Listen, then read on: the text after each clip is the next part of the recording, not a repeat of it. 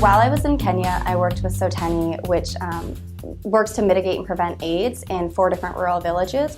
So I traveled a lot around Kenya. I spent the summer working in Tegucigalpa, Honduras, with Finca Honduras, which is an international microfinance organization. We designed a program, we being the Career Planning Center and I, to implement a 3-week summer program back home in Memphis.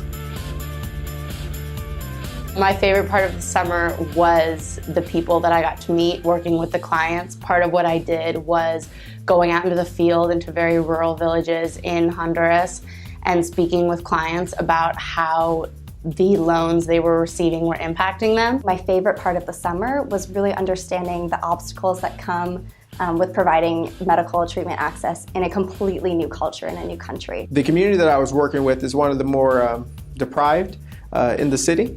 There's a lot of violence, a lot of poverty, a lot of gangs. And so to offer an opportunity to these students to have an outlet, to have a place where they could belong, a place that's different, so that they won't be involved in activities where they shouldn't be. Throughout the process, I learned they also can inspire me and inspire the community that we were a part of.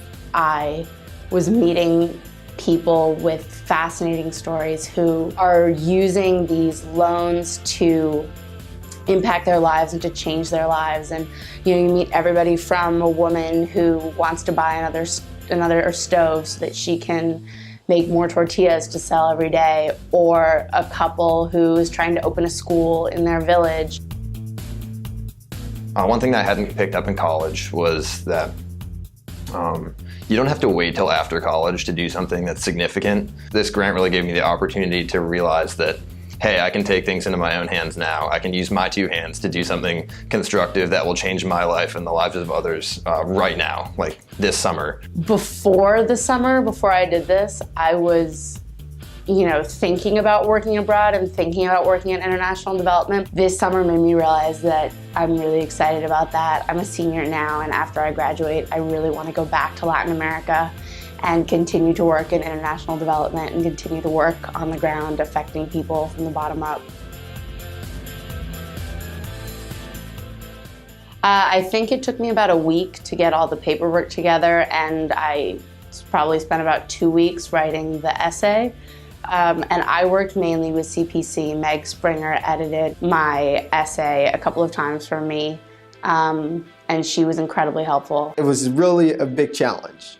You only have a finite amount of paper and words that you can use, and to put something that you're really passionate about, to pour into it in like this form, was a little bit of a challenge. Originally found the organization through the McKean Center. So once I was able to identify the organization I worked with and get that internship through them and have a letter of commitment, I then came to CPC and worked mostly with Dighton Spooter in order to frame my application and my resume and my transcript.